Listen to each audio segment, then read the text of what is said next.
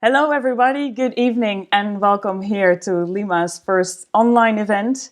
We're here together tonight with Diana McCarty and Martine Neddam. It is an event that takes place in the context of our Cultural Meta series. And as you all know, this exhibition was, you could see it in our space until a couple of weeks ago, but now we fully operate online. If you haven't seen Martine Neddam's exhibition yet, I would highly recommend that you see it online now. If you go to Lima's website, you see the links of the videos that we have been showing inside the space. The work that Martine is showing is her latest creation that she made collaboratively with Emmanuel Guess and Tom Bectro, and it's the online curator Maja Eidelstein Gomez. So go have a look. And here tonight, as I said, there's Diana McCarty with us. I would now love to invite Martine to the screen, and Diana and Martine, please engage. And afterwards, there will be hi. Afterwards, there will be the possibility for you, audience, to ask questions. I will be there to moderate them. You can implement them by chat, and I will read them out to Diana and Martine, and we'll happily answer your questions and hope we can engage in this online talk together with you. But for now, I want to give the screen to Diana and Martine, and enjoy. Thank you so much. So Martine, great to share space with you here.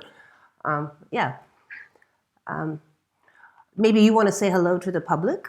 Yes, of course. Hi, everyone. It was, great to follow your own, this very complex setup of how techno-feminism has been living on through generations. So I'm ready to hear your questions. Okay, wonderful. I think one of the starting points is that it's very interesting to engage with you, who I have known virtually and in real life since many years. But also at the same time, it's interesting to sort of question with whom I'm talking, because so much of your work has revolved around developing different personas. And I must say, I'm really, there's Mouchette, 1996 until infinity. And I think that's the sort of Infinity. And I think, especially in this moment, it's interesting to look at how you've work with the notion of recombinant, so recombinance, but also recombination, because we're in a really, this particular moment, the start of a new decade, the start of a new crisis, the start of what will become a different way of being in the world. And especially exactly this conversation is one example of how that world is networked, and how this network infrastructure becomes a very fundamental part of people's lives in a way that is kind of unexpected due to the crisis, but also easily anticipated due to the trends in in society, economy, and technology. So, yeah.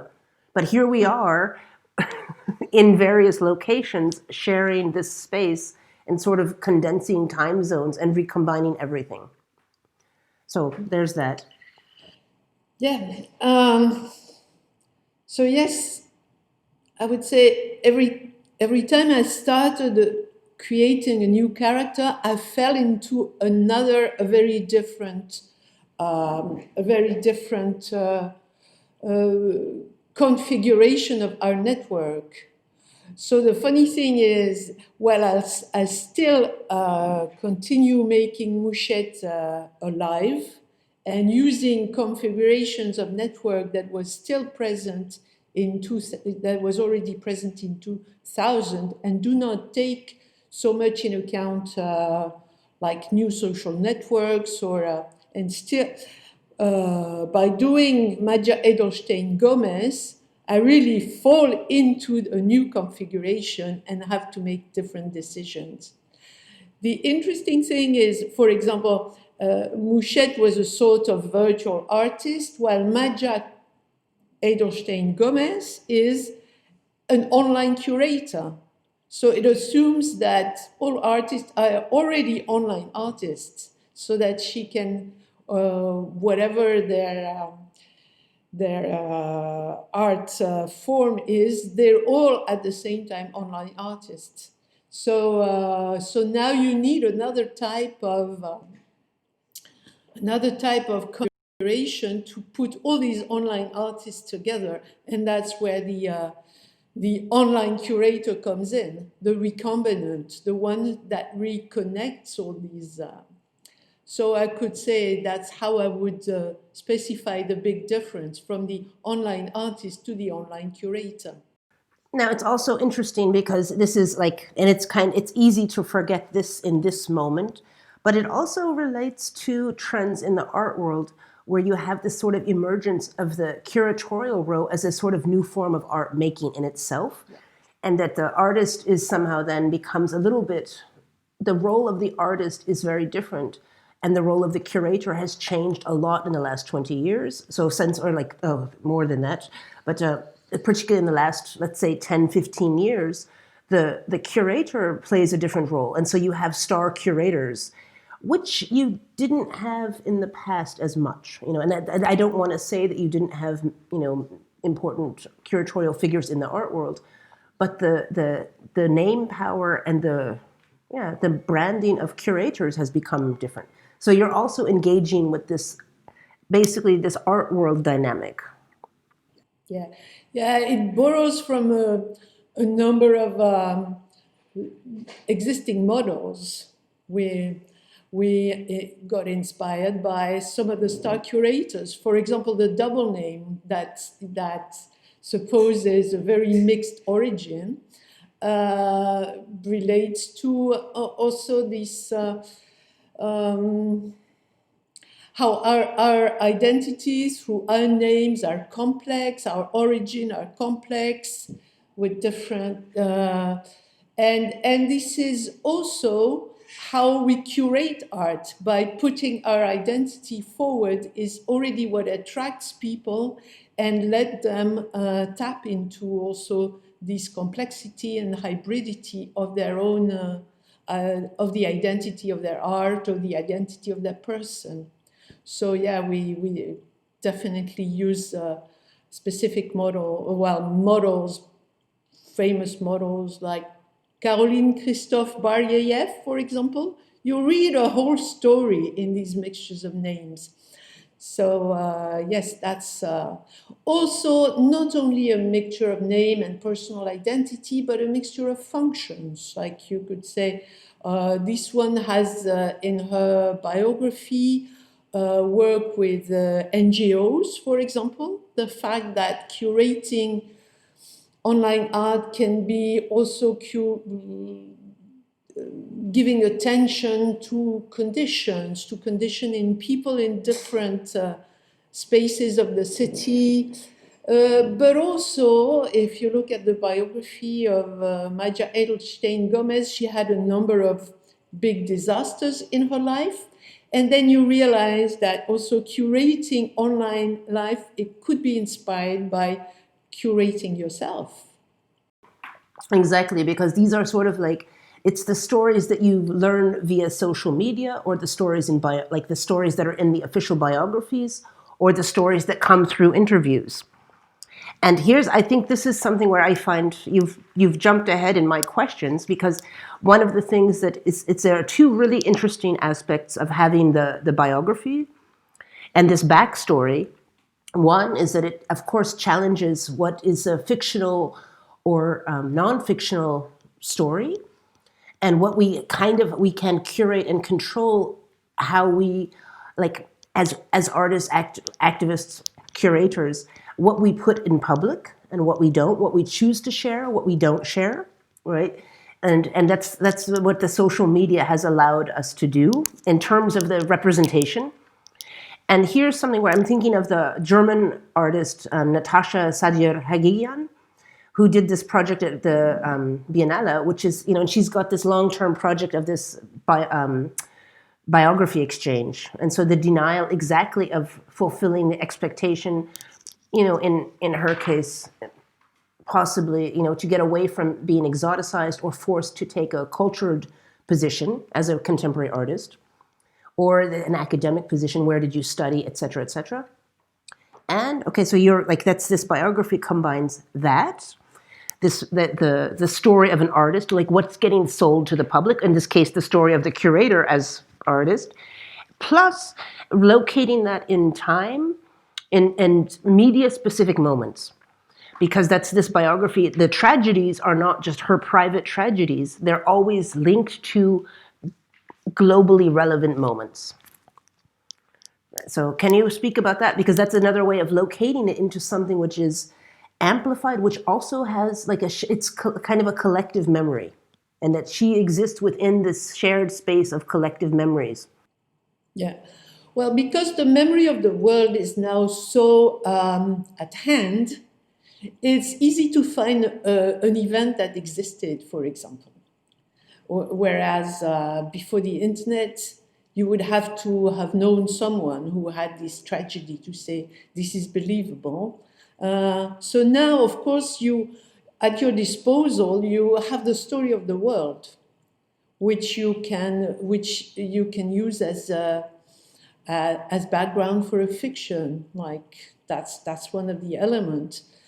And but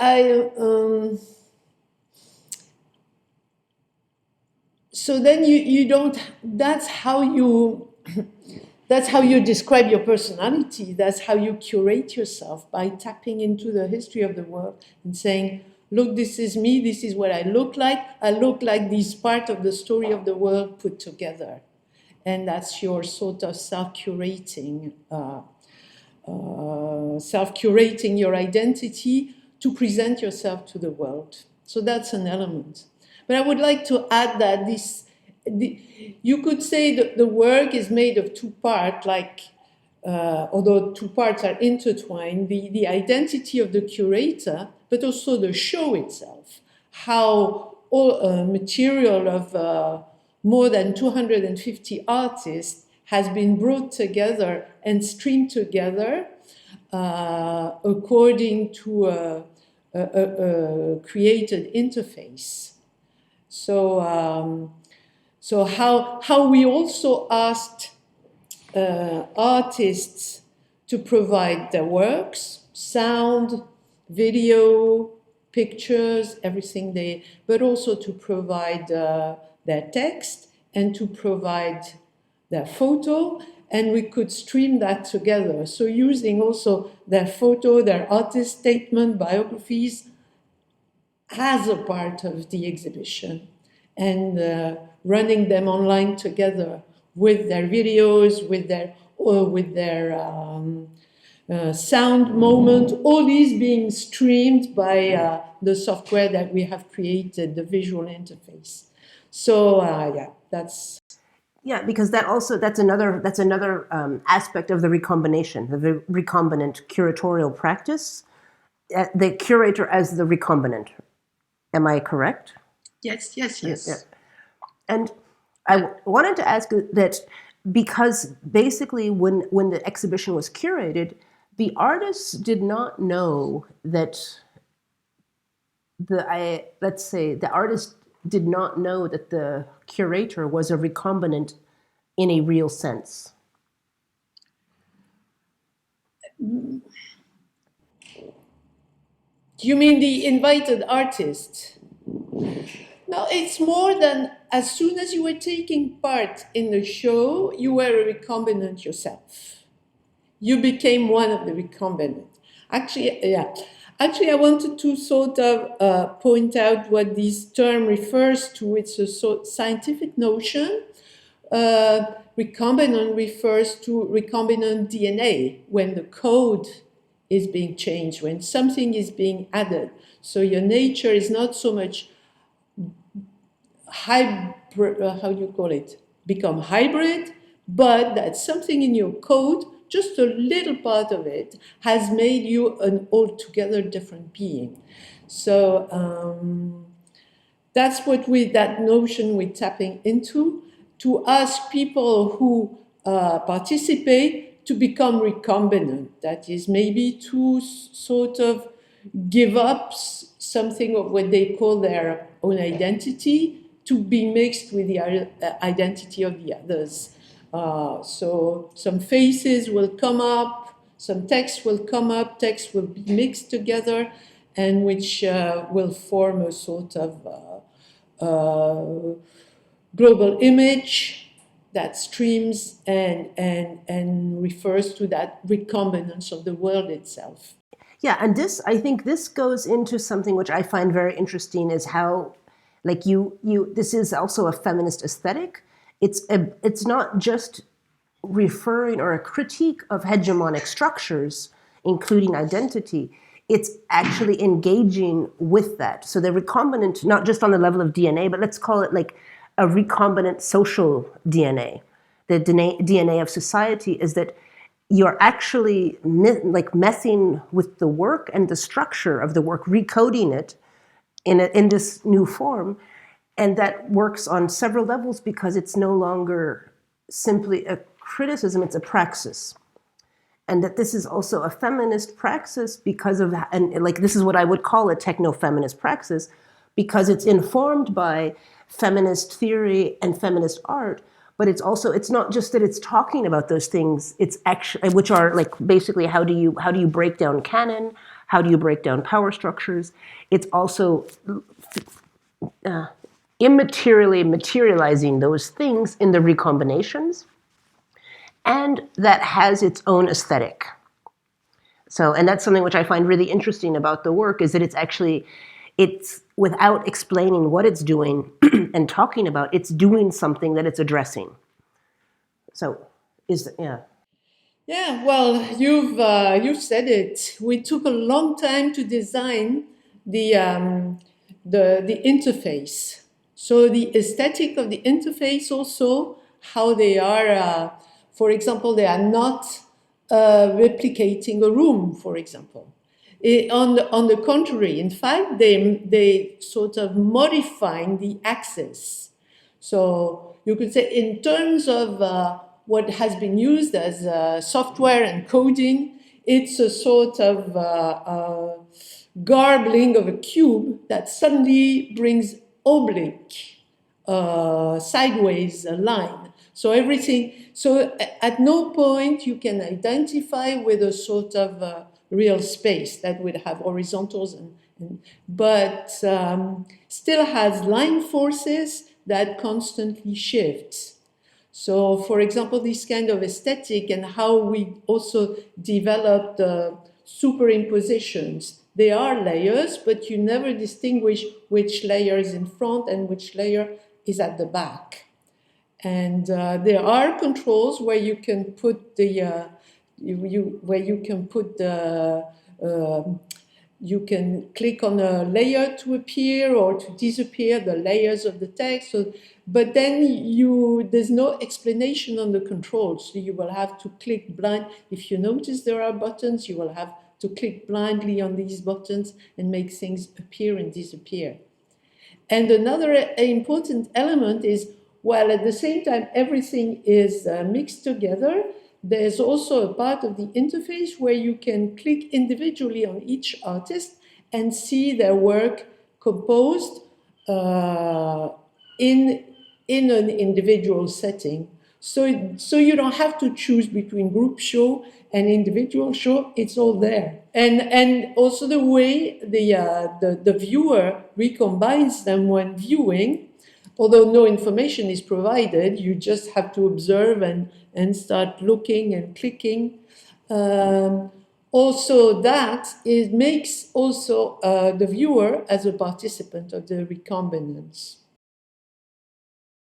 And here, this is something, because I find this extremely interesting, because again, it goes into, like, let's say, the role of the individual in relation to society, but in a very it's funny, I would call it a material sense, except that it's immaterial, technically.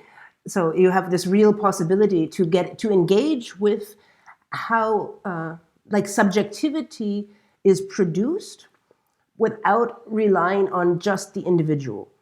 And so that, because even if one chooses to look at an individual artist's work, it's also always going through this lens of relationships. So that work is always going to be read in relation to the other work, in relation to the show, somehow.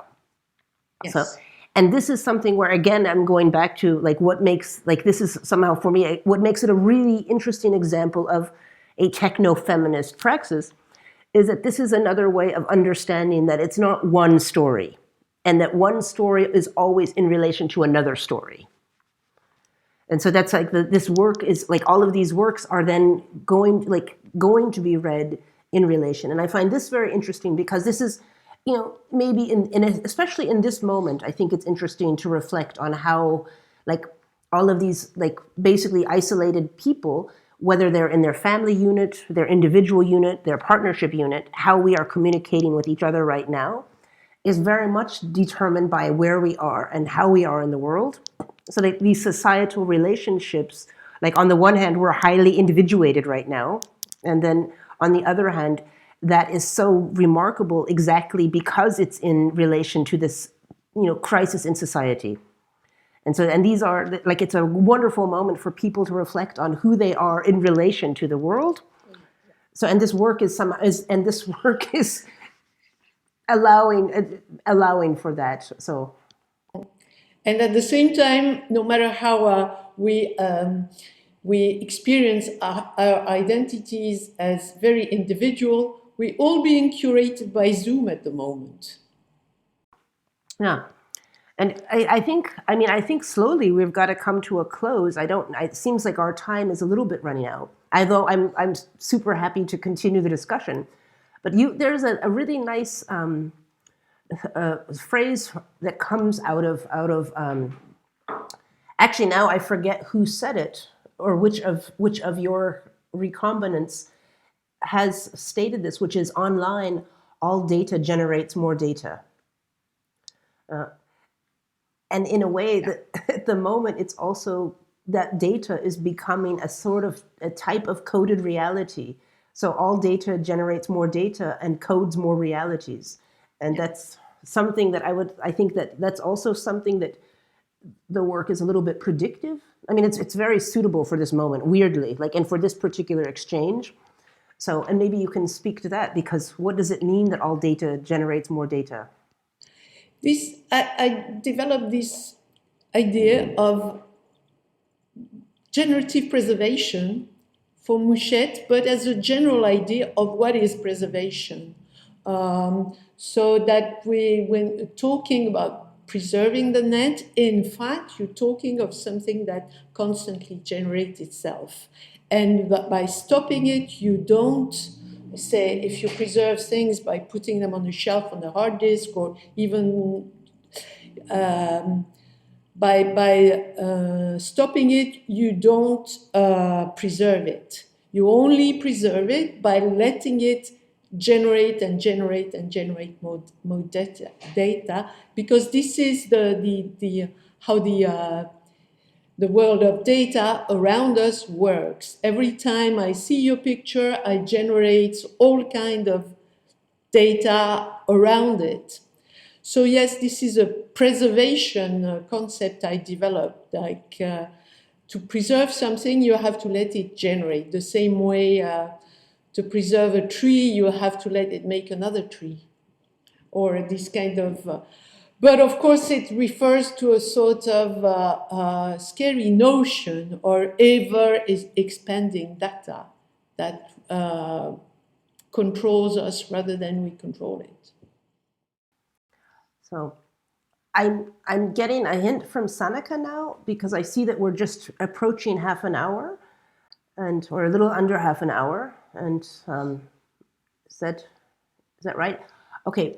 So I would like to invite the public to basically check out the online exhibition, because that's a lot, like this is something now people can have the time and space, and certainly I think an opportunity to really, like, I think, go through the work, experience it, and think things through, generate more data, and maybe even generate other ways of seeing themselves in relation to as themselves as a viewer, as an artist, as a curator, in relation to art institutions and in relation to society. So that's something I think I'm kind of curious what this moment will mean for that work, because again, this is another moment, and the work you're weirdly on time, out of time, in time, on time.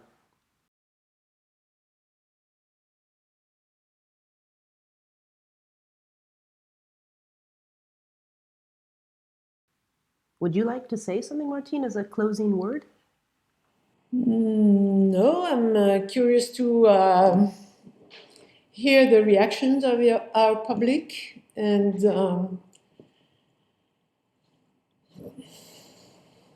generate more data together.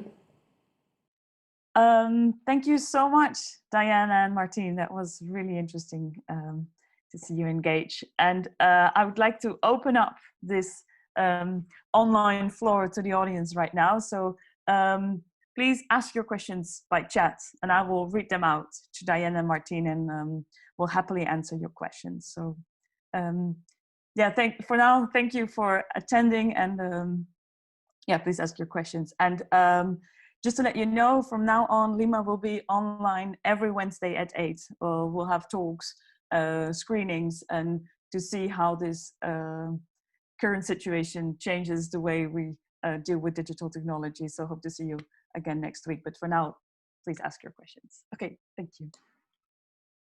Right now, so please ask your questions by chat, and I will read them out to Diana and Martine, and have questions. So, yeah, for now, thank you for attending, and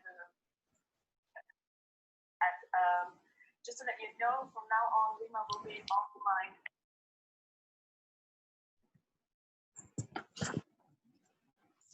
Okay, I see the first question has already appeared here on my chat. So, Diana and Martine, are you ready for this?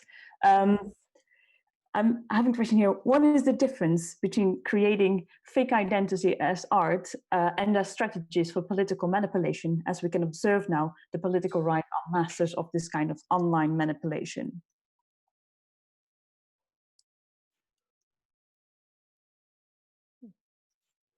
Should I answer that?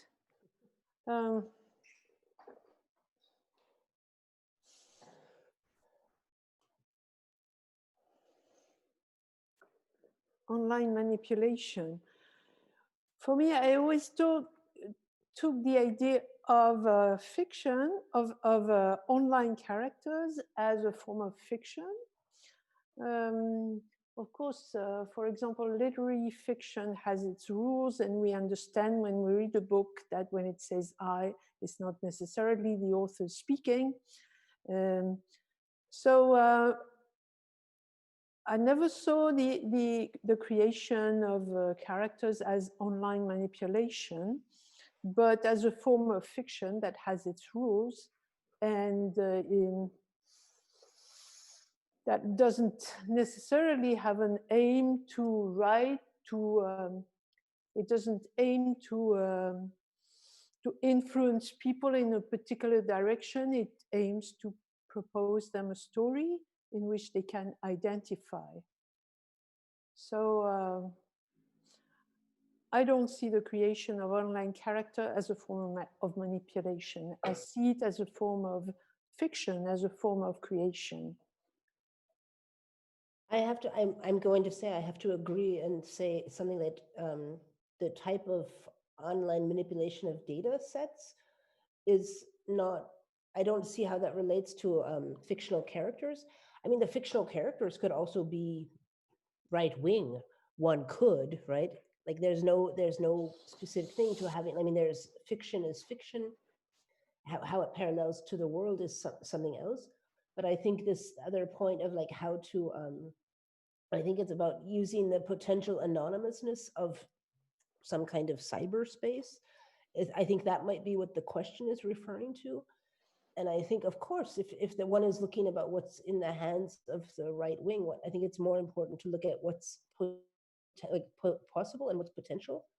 And I think it's also, if you look at this Austrian politician that was brought down by this kind of artist action. It's not, I have to say, it's not like there couldn't be a political importance in creating different personas and putting them into action. So, oh, and a full disclosure, I have been drinking red beet juice. I am switching to white wine. So just to full disclosure, now that we're done with the hard part of the work, I'm upgrading my drink. So if I had been drinking red wine, I would be sitting like this by now. But I think I'm gonna make it a little bit hard for you because the second question has arrived, and that will be: do you see the solution for the future through digitalization? So, future solutions, Diana. Oh. Did you hear my question? Yeah. Yes. No. Is that? Oh, it's for me. I think so.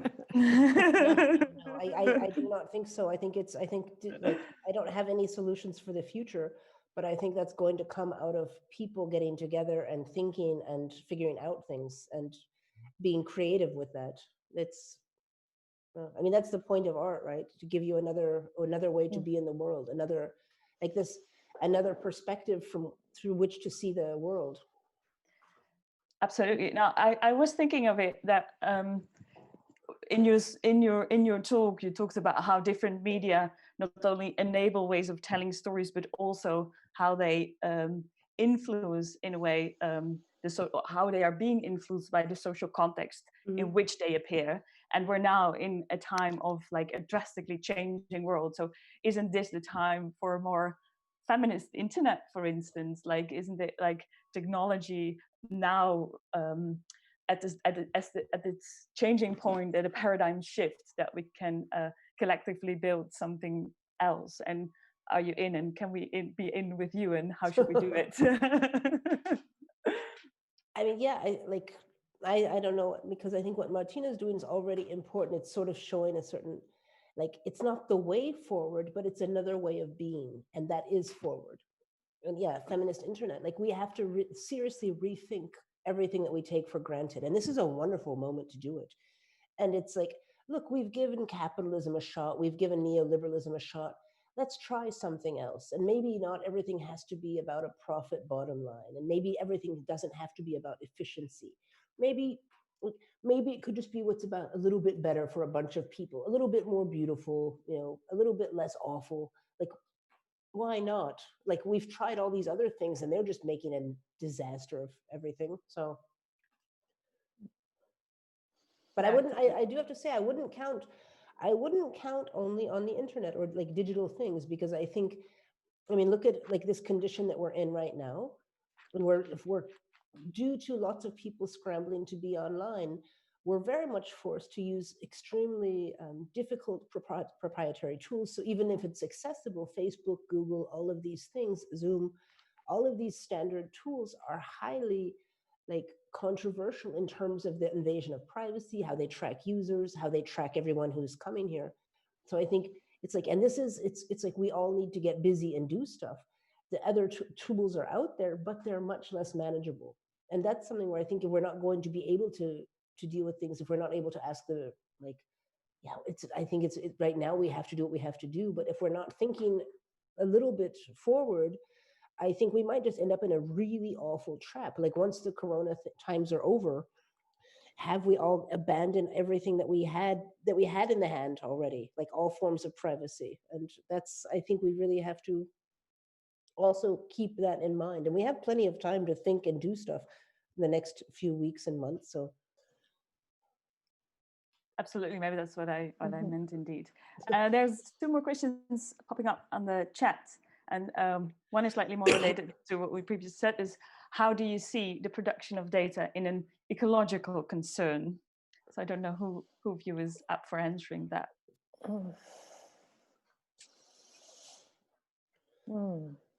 It's the night of the big questions.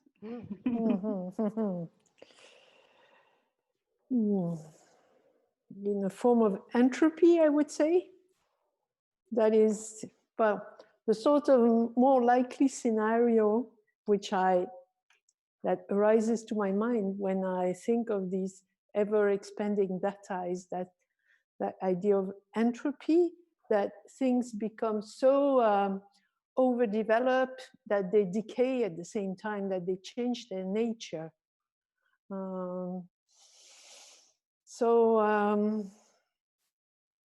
Whether it's a better nature or a worse nature, we don't know, but that the way we envision it now is not just going to grow in quantity, it's going to grow and change in nature.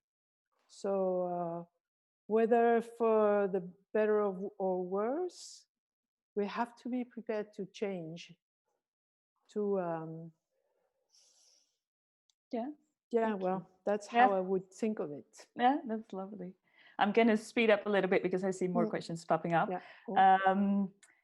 Let me see. There's the one, how does the work play with the notion of automated curation? Automated curation.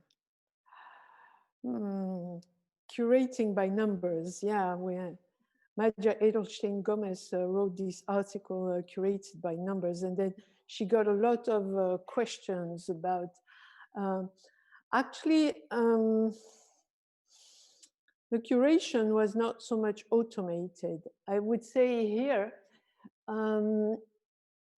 we tap very much into the mechanical Turk, the little people present behind that make the decision. The software is there to determine a number of things, but in the end, the real curator is the invisible person inside the machine.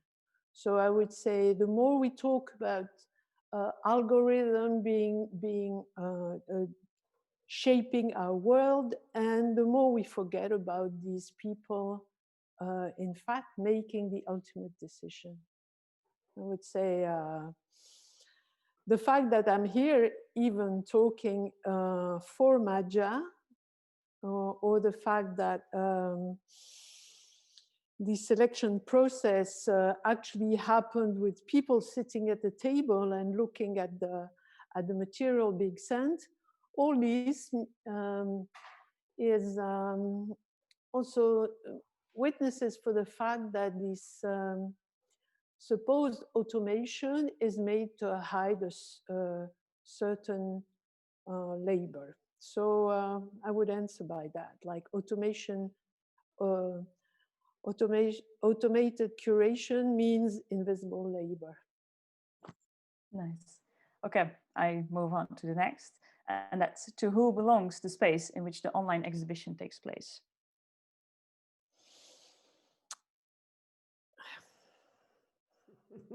You mean to the artist, or to the curator, or yeah? I think there are multiple answers to that. There are multiple realities at stake. So yeah, but just pick one. No. To the server, to the software, to the DNS, to the just like everything that we do online, how much of the data we assemble belong to, who does it belong to? Maybe we're just the curators of the data that comes through our hands or eyes or desktops, but we just curate all these data, whereas we more and more aware it doesn't belong to us. I would say less. Yeah. Not to us, unfortunately. Yeah. Thank you. And another one for you, and that's, how does a fictional online character who is always regenerating relates to the passage of time? That's a big metaphysical question.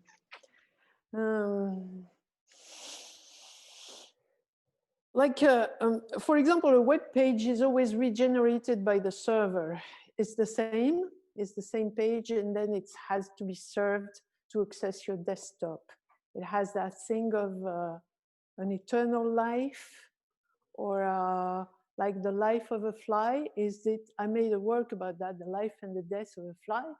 Is it always the same fly that dies and lives again, or is it? Yes, is the fly a fly or any kind of being 1,000,000 years old? So this idea of a web page being constantly regenerated and recreated. That's how I think of the life online. That is that there's not a continuous time. There's a sort of eternally self-replicating time.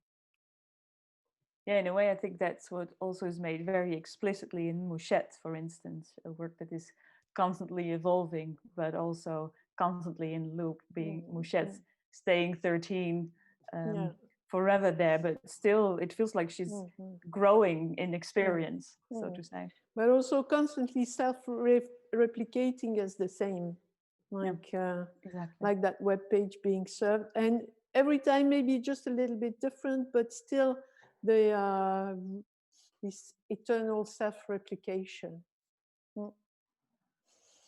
Okay, I see. Yeah, I see more questions popping up, and I think it's going to be the last two questions that I'm going to ask you, and then we're going to round up this online session. Reaching to the threshold of the present science fiction, considering that we are on the threshold of an absolute control working on a new era of speculations. Oh, and then it goes on. How does the curated portfolio is rather on the algorithmic governance? So what is the future of curation in the digital art institution, resisting the algorithm by generating another machine?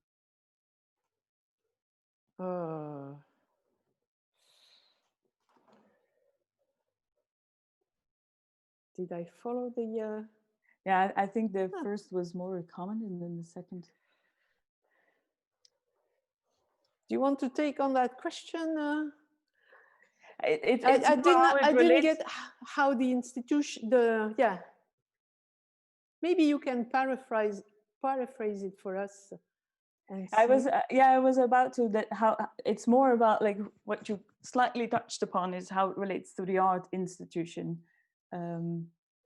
So the most important is like, what's the future of curation in the digital art institution, or just the institution resisting the algorithm by generating another machine? So that's like an institute outside of the institute, I would say.